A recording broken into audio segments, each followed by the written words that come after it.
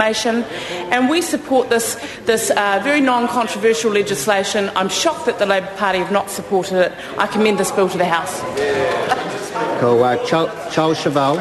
Thank you, Mr Speaker. Mr Speaker, the Minister gave some advice at the beginning of his third reading speech. He said, don't dig in on this legislation. Well, I just want to explain briefly, for his benefit, why we did dig in.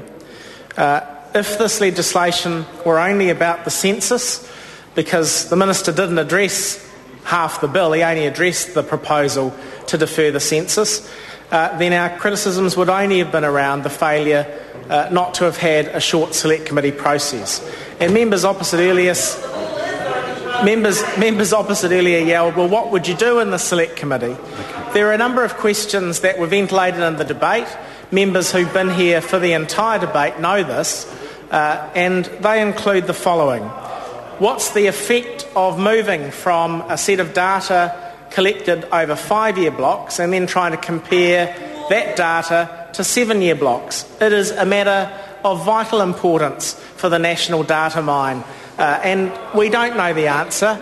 We've never heard the answer. We don't know the answer to that question.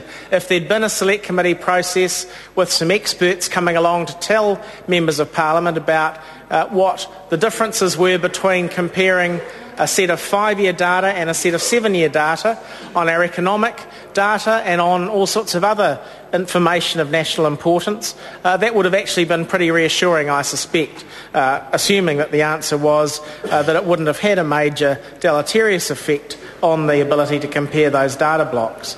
We would have asked about whether or not it was still feasible to set electoral boundaries on time. Now, what we heard from the Minister was an assurance that it would be, and a quoting of 2 precedents. Again, we probably accept that the Minister is well advised, but it would have been useful to be able to drill into that with the advice of the officials.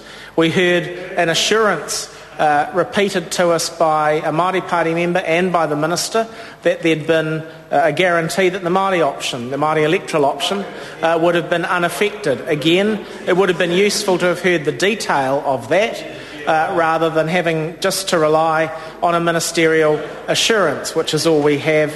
And then there's the issue that I raised, the precedent effect of doing away with the proclamation process that puts the setting of the date of the census at arm's length from the executive. The Minister told us that that wasn't an attempt to set a precedent, but again, to have been able to record that in a select committee report back to the House rather than simply relying on an offhand comment in the Hansard from the Minister would have been much more reassuring. And as I said, the Minister didn't address a whole half of the bill.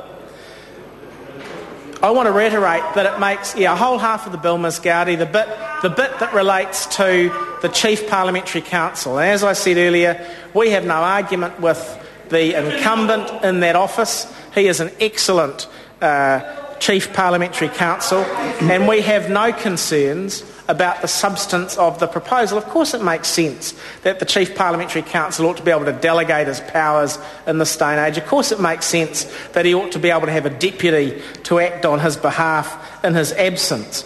But because we supported those provisions in the legislation bill, but the question we posed was why pluck these particular provisions out of that bill and put them through an urgency?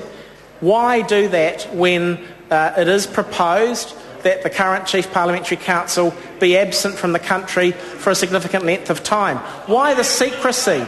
Why does the government not want ordinary New Zealanders to know what's being done with their taxpayers' dollars in the administration of the office that drafts the laws? That's what I don't understand.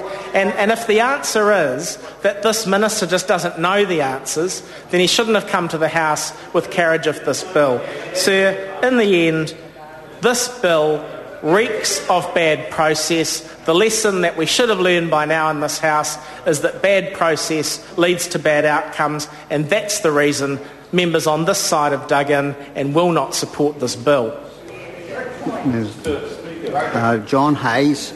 Mr Speaker, thank you for the opportunity to speak in this third reading. I've got to refute those comments. Absolutely straightforward is this bill.